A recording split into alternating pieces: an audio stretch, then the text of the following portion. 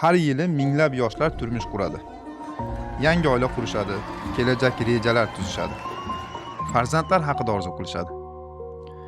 Lekin ba'zi oilalar uchun bu orzu uzoq yillarga cho'ziladi. Ba'zida esa umidsizlikka aylanadi. Men 32 yoshdaman, turmush qurganimga 8 yil bo'ldi. Farzand haqida o'ylashni har bir erkak kishi uylangandan keyin o'ylashni boshlaydi. Bundan bir 8 yil, 9 yil oldin boshlaganim farzand haqida o'ylashni. Birinchi marta muammo borligini shu uylanganimdan keyin sezdim. O'zimiz shahrimizda doktorlarga bordik. Sen umuman harakat qilmay qo'yaver, foydasi yo'q. Senda bunaqa narsa urug' topilmaydi, balali bo'la olmaysan. Vaqtingni ketkizma, o'zing nima qilmagin, ovora qilmagin, pulingni ham vaqtingni ham ketkizmagin deb ayrim shu qo'shtimni ochidagi doktorlar meni qaytarib yuborishgan. Natijada azospermiya. Bu so'zni eshitgan har bir erkak o'zini nuqsonli his qiladi. Erkaklik shubha ostida qoladi. Birinchi doktorga borganim shu Toshkent shahrida bo'ldi. Klinikaga bordim. Juda ko'p analizlar olishni boshqa bo'ldi. Sizda mana shu azospermiya deyishdi. Nimaligini tushunmadim. Tushuntirib berishganidan keyin tushundim bu narsani. Kasallik ko'p vaqt olishini aytishdi, lekin qarasam aradan bir o'zi 2 yil mobaynida davolanib boshqa qildim. Yana 1-2 yil sudrab yurishmoqchi. Menda sabr o'zi tugagan edi.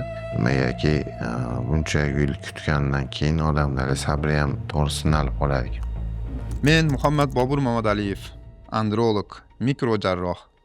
Har kuni kabinetimga shunday bemorlar keladi. Doktor, menda imkon bormi? Keling, oddiy tushuntiraman.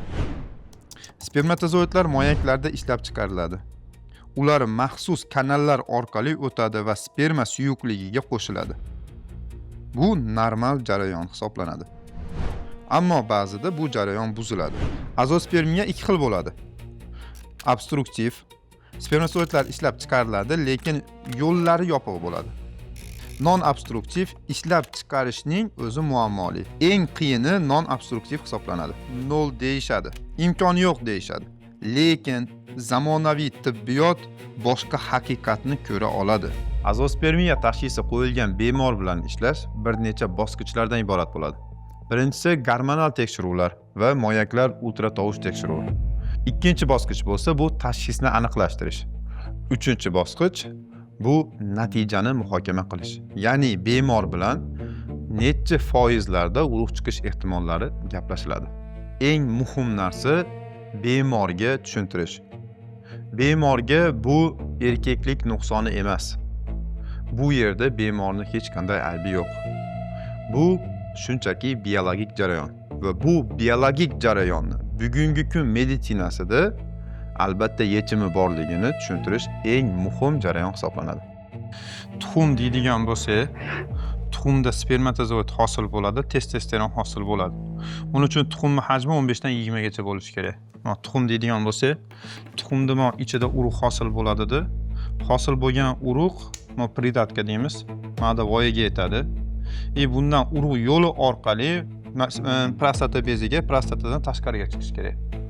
Endi azospermiyada imенно urug' yo'li tug'ma bo'lmasligi mumkin. Tuxumda obyomi normalniy katta bo'laveradi, lekin mana urug' yo'lida muammo bo'ladi qaysidir qismida.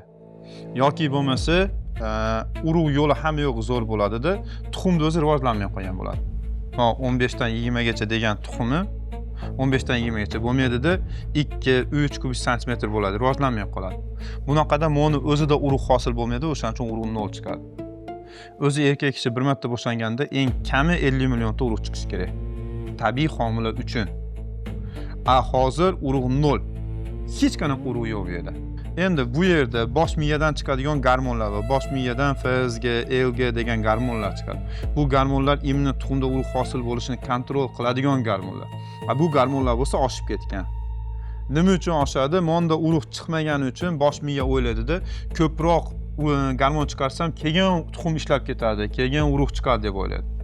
O'shaning uchun bosh miyaning ichida joylashgan gipofiz degan bezdan chiqadigan gormonni FSG ni LG ni ko'paytirib yuboradi. Maqsadi immunitet mana uni ko'paytirishdan maqsad bundan urug' hosil qilish. Lekin shuncha ko'tarilgani bilan hech qanaqa urug' chiqmayapti. Shuni hisobiga ham urug' 0 chiqyapti. Tuxum deydigan bo'lsa, tuxumda ichi ochiladi. Ichi ochib turib, shu yerda o'zi yotgan joyda mikroskop keladi. Mikroskopda mana ichidan urug' ishlab chiqarish mumkin bo'lgan joylarni qidiramiz. Shunda urug' chiqishi mumkin bo'lgan joydan olamiz, olib turib embriolga beramiz. Embriol ko'radi, spermatozoid qidiradi. Agar spermatozoid yaxshi sifatli spermatozoid chiqadigan bo'lsa, buni keyin -196 gradusga muzlatib olib qo'yamiz. Olib qo'yib, bu orqali keyin eko XY qilish mumkin. Keyin o'zingiz bolangiz bo'ladi. Agar urug' chiqmaydigan bo'lsa, gistologiya degan javob jo'natiladi. Gistologlar buni ko'rib turib, urug' qaylanadigan hujayra bo'lajak urug'lar bormi, yo'qmi, shuni aytadi. Agar hatto urug' chiqmagan taqdirda ham bo'lajak urug' qaylanadigan hujayra bo'ladigan bo'lsa, o'shalar orqali eko bilan yana qaytadan operatsiya qilish mumkin bo'ladi. Mikroteziya bu mikroskopik testikulyar sperm ekstraksiyasi. Bu oddiygina biopsiyadan farq qiladi. Biz mikroskop ostida ishlaymiz. Test jarayonida shifokor laboratoriyaga material yuborgandan so'ng biz uni maxsus suyuqlik ichida tezda parchalashni boshlaymiz. Odatda insulin shpritsdan foydalanamiz. Ushbu insulin shprits yordamida tubullarni parchalaymiz. Ba'zida naychalar qattiq bo'lishi mumkin. Buning uchun maxsus eritmalarimiz bor. Masalan, kollagenaz kabi. Biz ushbu usullardan foydalanib, tubullarni parchalaganimizdan so'ng, taxminan 2-3 daqiqa ichida jismoniy parchalashdan keyin katta mikroskop, invert mikroskop ostida spermani batafsil ko'rib chiqamiz.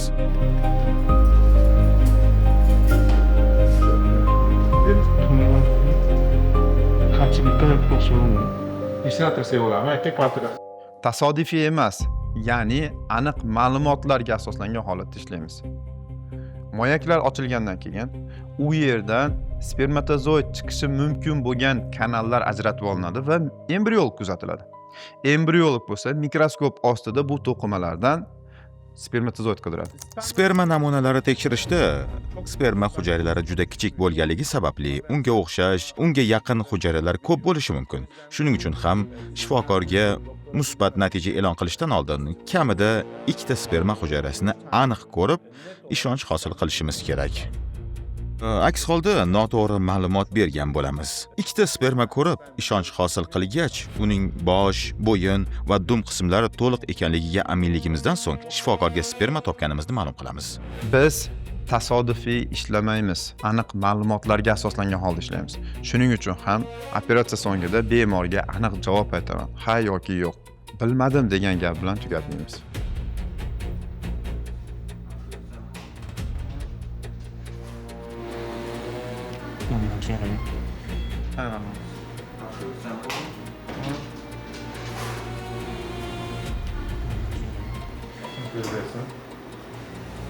Operatsiya tugadi.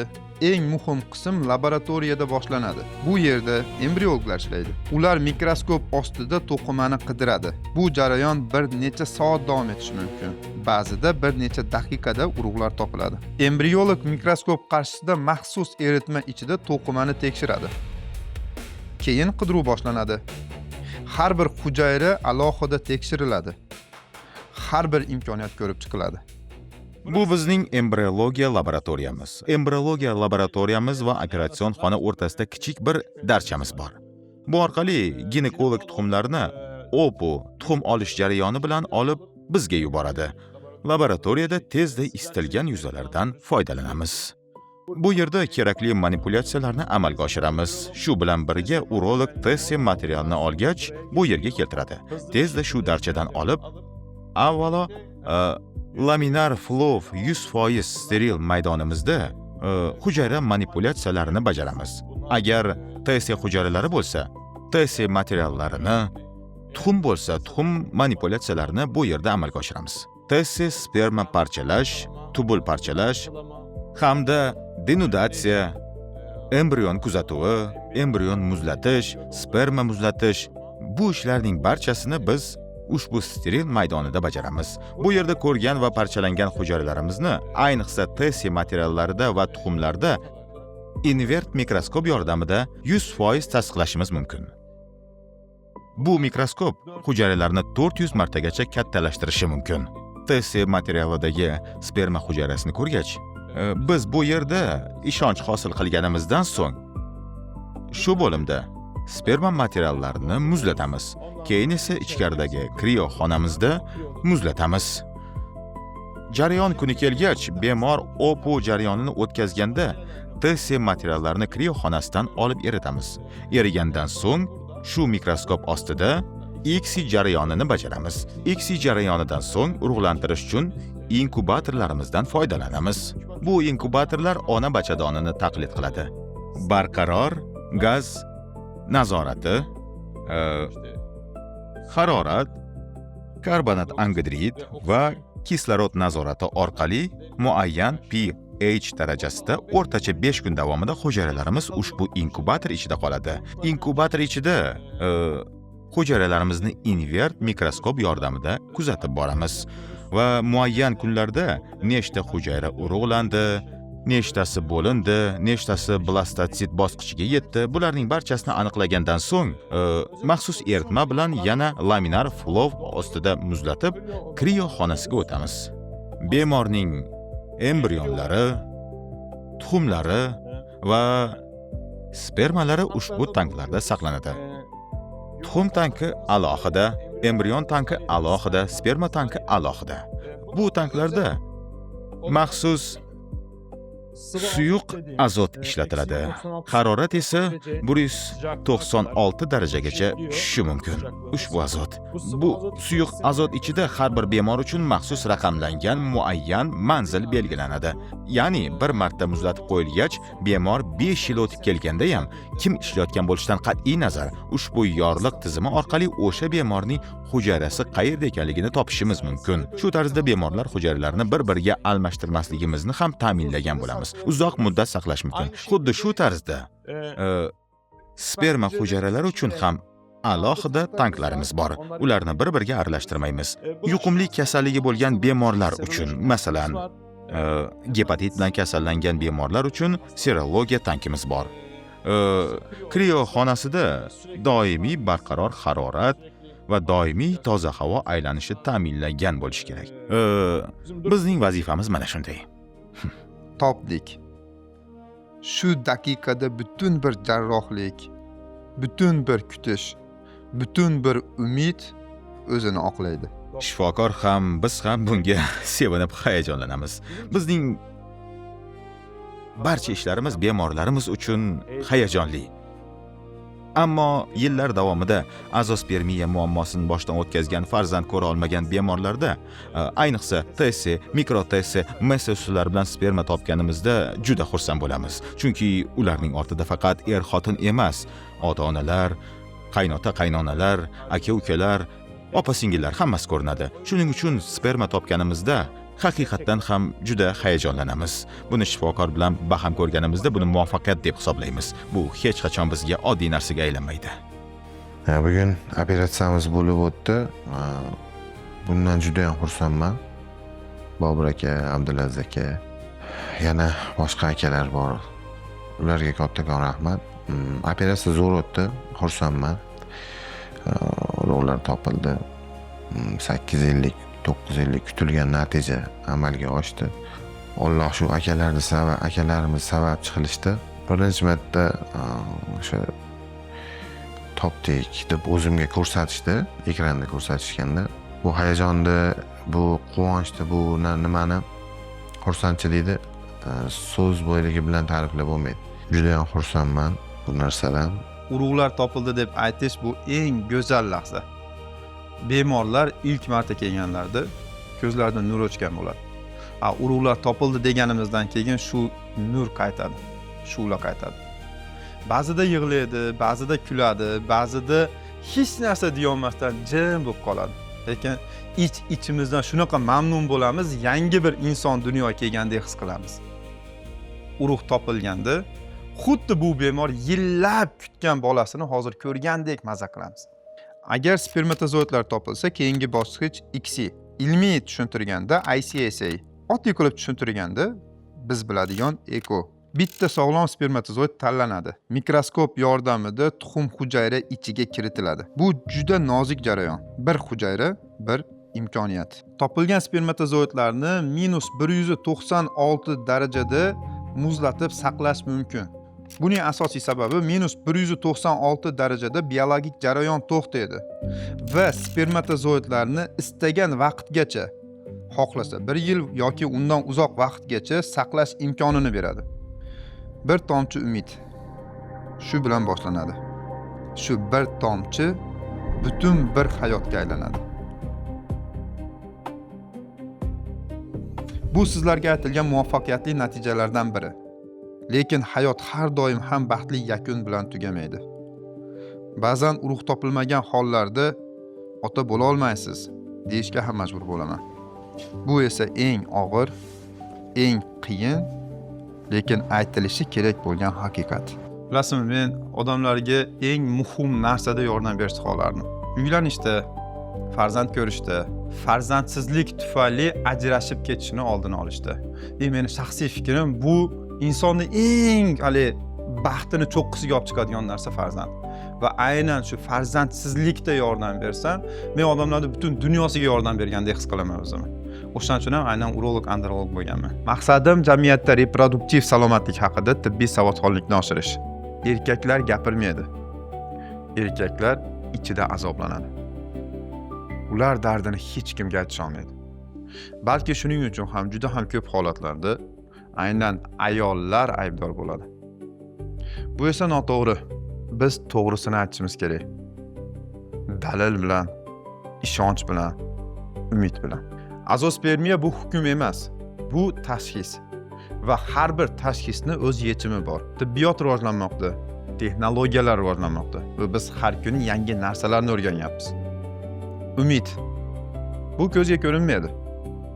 Uni qidirib topish kerak. Biz uni qidirib topa olamiz. Chunki biz qidirishni bilamiz. Ba'zida hayot shovqin bilan boshlanadi. To'ylar, mehmonlar, qarsaklar. Ba'zida esa u mikroskop ostida boshlanadi. Bir hujayra, bir tomchi, bir umid. Azospermiya yakun emas. Ilm bor, imkoniyat bor, umid bor. Va men aynan shu umidni topishda yordam beraman. Har kuni har bir bemor bilan. Erkaklar bepushtligini har qanday turi, hatto eng og'ir turi bo'lgan urug' foizi 0 azospermiya kasalligida ham bugungi kunda O'zbekiston bo'yicha eng yaxshi natijalarni qilib kelayotgan komandalardan birimiz. Bizning klinikamizda siz uchun kerak bo'lgan jahon miqyosidagi tibbiyot mavjud. Agar siz ham farzandsizlikdan aziyat chekib kelayotgan bo'lsangiz, video ostidagi havola orqali qabulimizga yoziling va albatta biz sizga yordam beramiz.